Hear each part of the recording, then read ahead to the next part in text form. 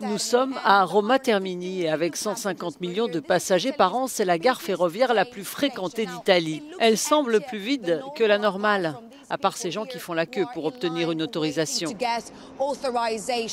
Tout le monde peut quitter Rome à partir d'ici, mais comme toute l'Italie a été déclarée zone rouge, les gens ne sont pas autorisés à se déplacer entre les villes. À moins qu'ils ne remplissent ce formulaire d'autodéclaration, et certains, très exceptionnellement, reçoivent ensuite le certificat d'autorisation de circuler en zone rouge.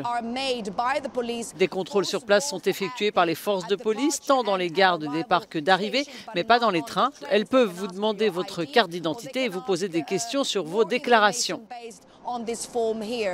Selon les dernières mesures, les personnes doivent se tenir à une distance d'1 mètre les unes des autres.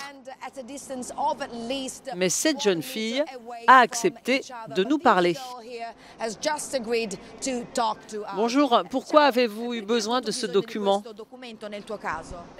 Je dois retourner dans ma famille. Je suis étudiante à l'université de Rome, mais mes parents vivent à Arezzo et comme l'université a fermé, je préfère aller passer du temps avec ma famille.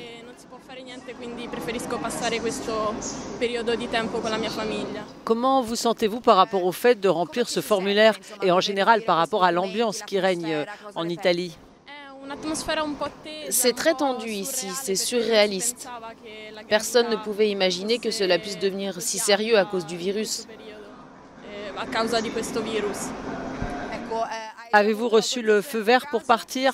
Oui, ils ont dit que c'est bon et que je peux partir maintenant. Les rues sont vides et comme de nouvelles restrictions ont été introduites, les magasins et les restaurants resteront fermés. L'activité touristique à travers le pays s'est arrêtée avec seulement quelques personnes qui se promènent dans Rome. Tous les restaurants sont fermés à partir de 18 h, donc on ne peut pas y passer la soirée. Ça ne ressemble pas à une ville touristique. Le Colisée, attraction principale de la ville, est généralement bondé de touristes, mais comme vous pouvez le voir, il n'a jamais semblé aussi désert. Ce n'est que le début des mesures de bouclage après celles du nord de l'Italie, mais pour les prochaines semaines, ce sera une scène familière pour les habitants de la capitale.